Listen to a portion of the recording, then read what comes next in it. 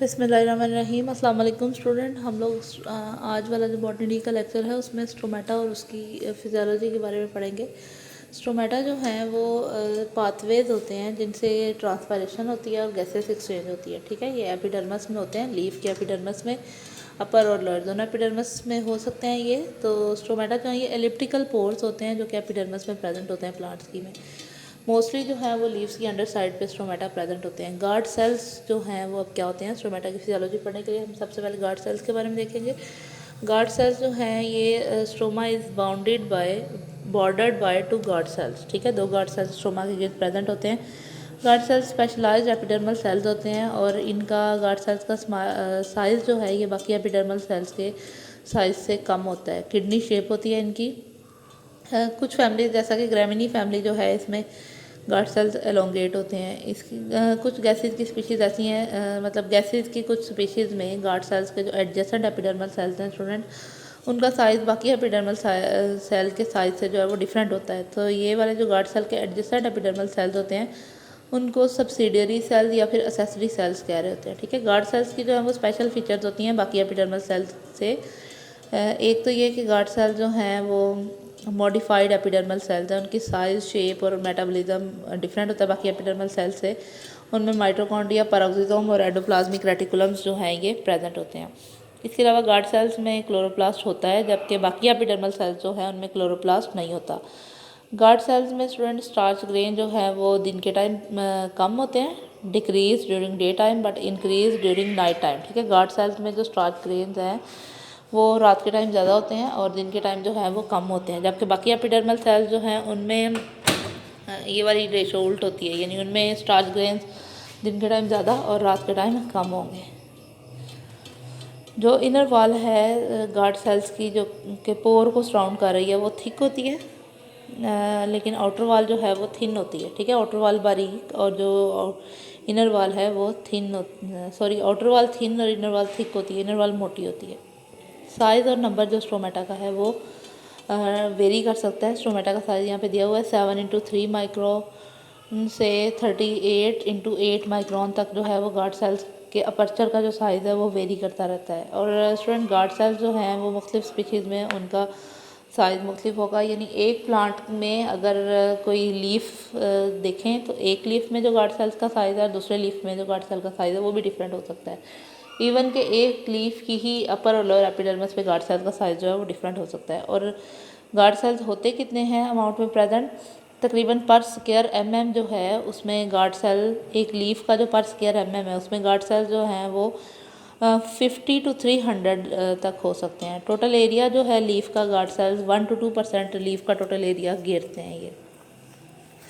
Position और distribution जो होती है स्टोमेटा की वो उसकी बुनियाद पे मुख्तलिफ टाइप्स होती हैं। सबसे पहली टाइप जो है वो है Apple and mulberry type. Apple और मलबरी टाइप जो है इसमें स्टोमेटा अंडर सरफेस पे लीफ के जो हैं वो सिर्फ अंडर सरफेस पे प्रेजेंट होते हैं, अपर सरफेस पे प्रेजेंट नहीं होते, जैसा कि पिचीज़, वालनट, ओक, एप्पल और मलबरी में आ जाते हैं। ठीक है, पोटैटो जो है इसमें stomata are more numerous on underside than on the upper side. इसमें अंडर साइड पे ज़्यादा न्यूमरस होते हैं, यानी ज़्यादा तादाद में प्रेजेंट होते हैं अपर साइड की निस्बत।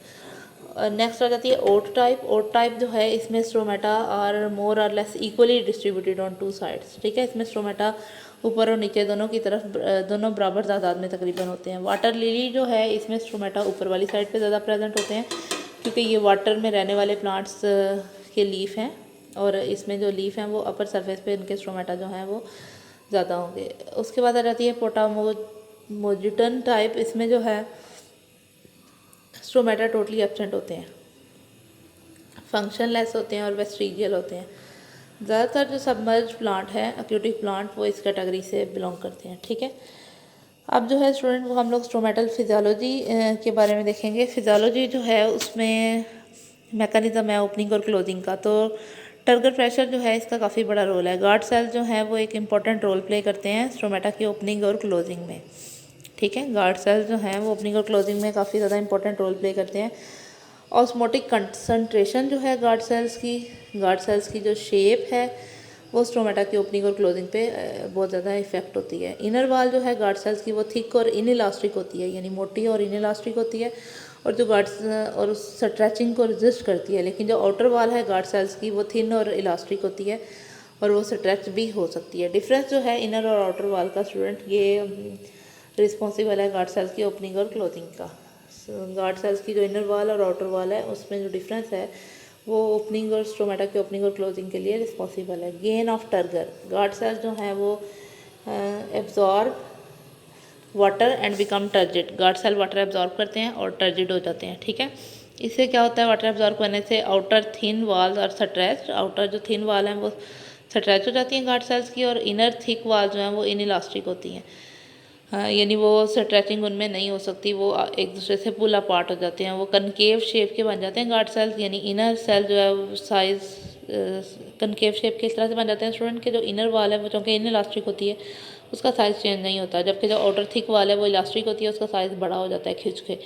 तो क्या हो जाता है कि इस वजह से गार्ड सेल जो है वो दोनों गार्ड सेल्स एक दोनों साइड्स पे जो गार्ड सेल्स हैं वो कनकेव शेप के बन जाएंगे, और जो दरमियान में अपर्चर है जो स्टोमा है उस वो गैप क्रिएट हो जाएगा इस तरह से, तो फिर स्टोमेटा जो है वो ओपन हो जाएंगे।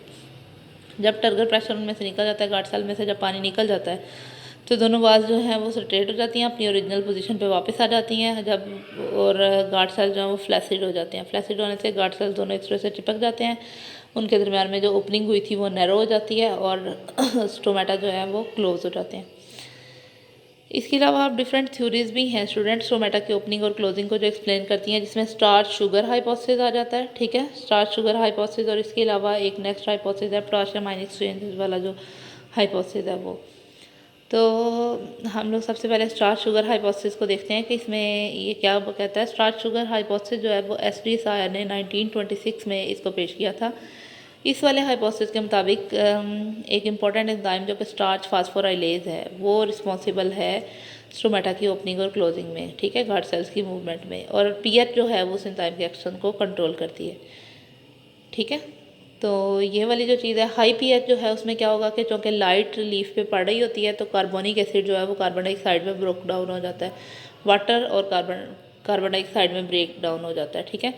तो पीएच जो है वो गार्ड सेल्स की इस तरह से ज़्यादा हो जाएगी, ये गार्ड सेल्स के अंदर चल रहा है। पीएच ज़्यादा होने से क्या होगा कि जो था फास्फोराइलेज एंजाइम जो था ये स्टार्च को ग्लूकोज 1 फास्फेट में कन्वर्ट कर देगा, ठीक है। ग्लूकोज 1 फास्फेट जो है वो सॉल्युबल फॉर्म है, तो जब ग्लूकोज 1 फास्फेट ज़्यादा हो जाएगी गार्ड सेल्स में तो इसका मतलब है गार्ड सेल्स में ऑस्मोटिक यानी सल्यूट की कंसनट्रेशन हाई हो गई है। अब क्या होगा कि इधर उधर वाले जो एपिडर्मल सेल्स हैं उनसे पानी गार्ड सेल्स में आएगा और पानी आने से गार्ड सेल्स जो हैं वो फूल जाएंगे, ठीक है, टर्जिड हो जाएंगे, जिस वजह से जो अंदर वाली पोर है जो स्टोमेटा है वो ओपन हो जाएंगे। जब इसके ऑपोजिट बिल्कुल रात के टाइम जो कार्बन डाइऑक्साइड है और वाटर है वो मिलके कार्बोनिक एसिड में कन्वर्ट हो जाएंगे, तो गार्ड सेल्स की जो पीएच है वो कम हो जाएगी यानी पीएच लो हो जाएगी। पीएच लो होने से क्या होगा कि फास्फोराइलेज रिवर्सिबल एंजाइम है यानी दोनों तरफ से काम करता है, तो रात के टाइम जो फास्फोराइलेज एंजाइम है वो क्या करेगा कि ग्लूकोज 1 फास्फेट मालिक्यूल जितने भी बने थे उनको आपस में मिला के स्टार्च में कन्वर्ट कर देगा। स्टार्च फिर इनसॉल्युबल फॉर्म है, ठीक है, ग्लूकोज की। तो अब क्या होगा कि इनसॉल्युबल फॉर्म जब आ जाती है तो गार्ड सेल्स का जो ऑस्मोटिक प्रेशर है वो भी कम हो जाएगा यानी सल्यूट की कंसनट्रेशन कम हो जाएगी, तो उनमें से पानी जो है वो भी निकल जाएगा बाहर। पानी निकलने से गार्ड सेल्स जो है वो फ्लैसिड हो जाएंगे और स्टोमेटा जो है वो क्लोज हो जाएंगे। तो ये इस हाइपोथेसिस के अकॉर्डिंग ये कहता है। इसकी हाइपोथेसिस की सपोर्ट में जो एविडेंसेस हैं वो और इसके ऑब्जेक्शन वाले पॉइंट्स जो हैं ये स्टूडेंट हम लोग अपने कल वाले लेक्चर में पढ़ेंगे। आज का लेक्चर हम यहीं पे खत्म